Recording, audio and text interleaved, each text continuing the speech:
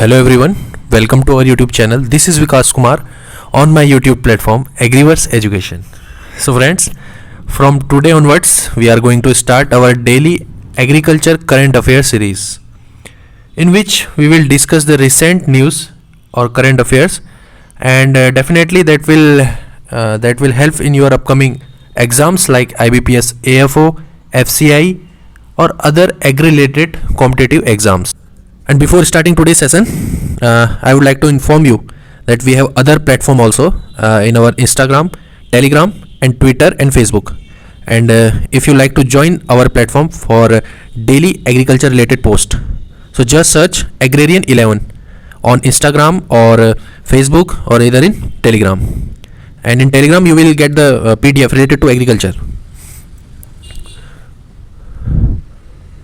तो सबसे पहले जो मैं आज का क्वेश्चन शुरू करूंगा वो आप लोगों के लिए है.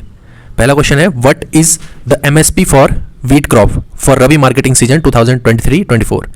और इसका जो रेट रहता है रुपीस पर क्विंटल में रहता है. आपको बताना है कि वीट का एमएसपी क्या है. ऑप्शन है आपके ये. इसका सही आंसर आप कमेंट बॉक्स में दे दीजिएगा, और इसका आंसर ये वीडियो के बीच में एक क्वेश्चन है वहाँ भी मैंने इंक्लूड किया है, तो वहाँ आपको इसका आंसर मिल जाएगा. पहला क्वेश्चन, रिसेंटली IIRR यानी कि Indian institute of rice research, और ये Indian institute of rice research किधर है? ये है आपका हैदराबाद में. तो यहाँ के जो रिसर्चर हैं उन्होंने एक पैडी की वैरायटी डेवलप की है जिसको 30% लेस फॉस्फोरस की ज़रूरत होती है. तो ऐसी बहुत सारी वैरायटीज़ हैं जो रिसेंट ट्रेंड में देखा गया है कि आजकल राइस की वैरायटी ऐसे डेवलप करी जा रही है जिसमें फॉस्फोरस की नीड बहुत कम होती है, लाइक 20% लेस या 25% लेस फॉस्फोरस की ज़रूरत पड़ती है, और इनको हम बोल सकते हैं कि लो फॉस्फोरस टॉलरेंट क्रॉप. तो एक रिसेंटली एक वैरायटी डेवलप करी है, उसका नाम है DR धान 60. अगला क्वेश्चन है, how much subsidy will given to marginal farmers, women farmer and north eastern farmer under drone subsidy scheme. Drone subsidy scheme आजकल बहुत चल रही है, इसके बारे में अधिकतर आर्टिकल्स आ रहे हैं. तो इस पर क्वेश्चन ये है कि एक अलग कैटेगरी है जिसमें नॉर्थ ईस्ट के फार्मर हैं और वीमेन फार्मर हैं और जो मार्जिनल फार्मर हैं.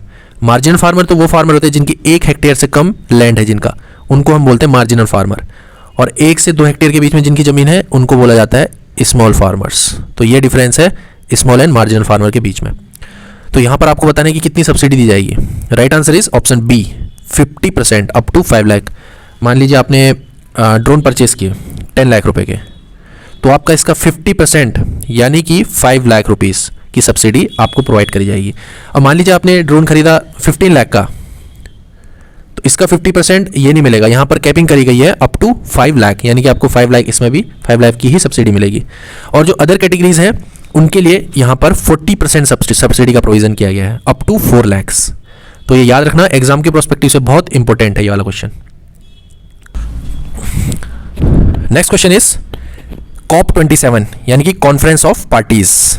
ये हर साल इसको ऑर्गेनाइज किया जाता है, जैसे लास्ट ईयर इसको ऑर्गेनाइज किया गया था ग्लासगो में. तो इस साल भी जो ये नवंबर का महीना चल रहा है, इस टाइम पे COP27 ये जो है इसको हेल्ड किया जा रहा है. एक कंट्री है, आपको उसका आंसर बताना है. आंसर है शार्म एल शेख जो कि इजिप्ट में है. तो इसका राइट आंसर है कि COP27 इस साल का इजिप्ट यानी कि शार्म एल शेख में इसको ऑर्गेनाइज किया जा रहा है. अगला क्वेश्चन है, which of the following crop has maximum MSP than other crops. इस साल का जो एमएसपी आपको अनाउंस किया गया है रबी मार्केटिंग सीजन का, जो रबी क्रॉप्स हैं आपकी वीट है, बार्ले है, ग्राम है, मसूर है, इसमें से सबसे ज़्यादा एमएसपी है आपका मसूर का यानी कि लेंटिल, 6000 रुपीज़ पर क्विंटल. देखो वीट का मैंने आपसे फर्स्ट में क्वेश्चन जो पूछा था उसका आंसर है ये 2125 रुपीज़ पर क्विंटल. बार्ले का है 1735, ग्राम का है 5335. तो मैक्सिमम इसमें से है लेंटिल का. अगला क्वेश्चन है, recently agriculture ministry give notes for setting up of 100 fodder centric FPOs during this fiscal. Which of the following will be the implementing agency. आपको बताना है कि जो इसका ये 100 फॉडर सेंट्रिक FPO का फॉर्मेशन करना है, इसके लिए इम्प्लीमेंटिंग एजेंसी एग्रीकल्चर मिनिस्ट्री ने किसको असाइन किया है. ऑप्शंस हैं NDRI, NDDB, IVRI या none of the above. Right answer is option B, national dairy development board. पहला ऑप्शन है NDRI यानी कि करनाल, तीसरा है IVRI जो कि इज्जत नगर पे लोकेटेड है. अगला क्वेश्चन है, देखो ये क्वेश्चन बहुत इंपॉर्टेंट है. आपने भी देखा होगा, बहुत सारी न्यूज़ आ रही हैं, बहुत कंट्रोवर्सीज चल रही हैं इसके अराउंड। जो GM मस्टर्ड है, जेनेटिकली मॉडिफाइड मस्टर्ड, इसकी एक वैरायटी है DMH11 और हाल ही में इसको अप्रूव किया है GEAC यानी कि जेनेटिक इंजीनियरिंग अप्रेजल कमेटी। तो इन्होंने इसको अप्रूव किया है, बट इसके पीछे बहुत सारे एनवायरमेंटलिस्ट हैं और एक्टिविस्ट हैं, ये इसका विरोध कर रहे हैं, स्ट्राइक कर रहे हैं और सुप्रीम कोर्ट पर इसके लिए एक प्ली भी दायर कर रखी है। तो आपको बताना है कि ये वैरायटी किसने डेवलप कर रखी है। पहला ऑप्शन है IRI दिल्ली, दूसरा है NRCRM यानी कि national research centre for rapeseed and mustard. चलिए इसका आंसर बताइए कि national research centre for rapeseed and mustard कहाँ लोकेटेड है। थर्ड है centre for genetic manipulation of crop plants, जो कि इसका राइट आंसर है। ये दिल्ली यूनिवर्सिटी के अंडर में है, centre for genetic manipulation of crop plants. और लास्ट ऑप्शन था हमारा national bureau of plant genetic resources, ये भी दिल्ली में सिचुएटेड है।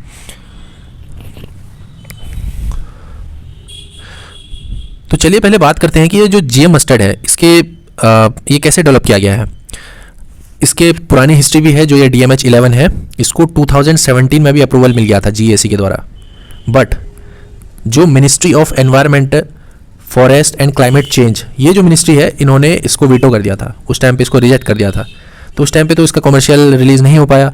इस साल दोबारा से GEAC ने इसको अप्रूव किया है। अब देखना पड़ेगा कि जो ministry of environment, forest and climate change है वो इसको अप्रूव करती है या रिजेक्ट करती है।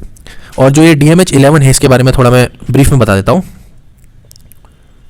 जो DMH11 है ये एक बैक्टीरिया से इसका एक जीन ले रखा है। देखो जो DMH11 है इसके प्रोडक्शन के लिए या इसके डेवलपमेंट के लिए एक बैक्टीरिया का यहाँ यूज़ किया है, बेसिलस अमाइलोलिक्विफेसियंस,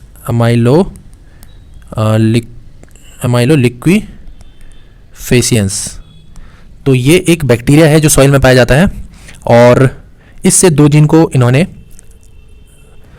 दो जीन को यूटिलाइज किया है। एक है आपका बार्नेस जीन और एक है बारस्टार जीन। तो जो बार्नेस जीन है इसको यूटिलाइज किया है एक वरुणा वैरायटी करके है, और जो बारस्टार जीन है इसको यूटिलाइज किया गया था अर्ली हीरा 2 वैरायटी में, अर्ली हीरा 2 वैरायटी। इन दोनों के जो क्रॉस बन के आया वो है हमारी वैरायटी DMH11। देखो मैं उतना डिटेल में तो बताऊंगा नहीं कि इसमें क्या कॉन्सेप्ट लग रहा है, मेल स्टेरिलिटी, मेल फर्टिलिटी और इसमें कैसे पोलन का इनहिबिशन होता है, उतना डिटेल में जाने की ज़रूरत नहीं है। मैं इस पर एक सेपरेट वीडियो बनाऊंगा, वहाँ मैं आपको अच्छे से समझा दूंगा कि जो DMH11 है इसका प्रोडक्शन कैसे किया गया। चलिए लास्ट क्वेश्चन पे आते हैं। Recently Central Plantation Crop Research Institute CPCRI, जिसका रीजनल स्टेशन है कायमकुलम में, इन्होंने एक कोकोनट की हाई यील्डिंग कल्टीवार इन्होंने डेवलप किया है, उसका नाम बताना है। Right answer is Kalpavajra. और आप लोग थोड़ा कंफ्यूज हो रहे होंगे कि CPCRI का तो जो हेडक्वार्टर है वो तो केरला में है ना, ये है रीजनल स्टेशन। और हेडक्वार्टर की बात करी जाए जो एग्जाम्स में पूछा जाता है वो है Kasaragod district of Kerala, Kasaragod district of Kerala. तो यहाँ पर इसका हेडक्वार्टर है CPCRI का। तो दोस्तों ये वीडियो थी आज के लिए। आई होप ये वीडियो आपके लिए हेल्पफुल रहेगी आपके अपकमिंग एग्जाम्स के लिए। तो दोस्तों आज के लिए बस इतना ही, मिलता हूँ आपसे next time. Till then tata bye bye and take care.